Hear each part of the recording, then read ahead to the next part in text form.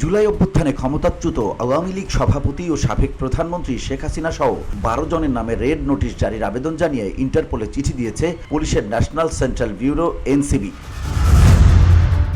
দেশের বাইরে অবস্থানরত এসব ব্যক্তিকে দেশে ফিরিয়ে আনতে ইন্টারপোলের কাছে পৃথক ৩ দফায় এ আবেদন করা হয়েছে বলে জানা গেছে।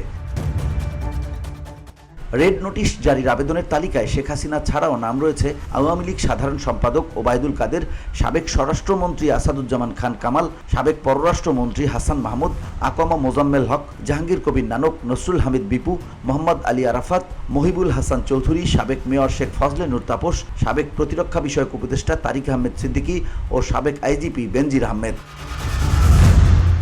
পুলিশ সদর দপ্তরের মুখপাত্র ইনামুল হক সাগর জানান, আদালত, প্রসিকিউশন ও তদন্তকারী সংস্থার আহ্বানে এই আবেদন করা হয়েছে। রেড নোটিশ জারির বিষয়টি এখন ইন্টারপোলে প্রক্রিয়াধীন বলেও জানান পুলিশের এই মুখপাত্র। শেখ হাসিনা ও বেনজির আহমেদ ছাড়া অন্য 10 জনের বিষয়ে গত 10 এপ্রিল এনসিবি আবেদন জমা দেয় ইন্টারপোলের কাছে। এর আগে আন্তর্জাতিক অপরাধ ট্রাইব্যুনালের চিফ প্রসিকিউটরের দপ্তর থেকে সংশ্লিষ্ট ব্যক্তিদের বিরুদ্ধে রেড নোটিশের জন্য প্রয়োজনীয় নথি ও সুপারিশ পাঠানো হয় স্বরাষ্ট্র মন্ত্রণালয় ও পুলিশ সদর দপ্তরে। বসুন্ধরা, উত্তরা, বনশ্রী, কুড়িল ও বাড্ডা সহ রাজধানীর বিভিন্ন স্থানে অভিজাত ও অত্যাধুনিক মানের ফ্ল্যাট কেনার এক নির্ভরযোগ্য প্রতিষ্ঠান প্লেজেন্ট প্রপার্টিজ লিমিটেড। তাই আপনার স্বপ্নের আবাসনের জন্য আজই যোগাযোগ করুন। Pleasant properties limited, where destiny matches eventually.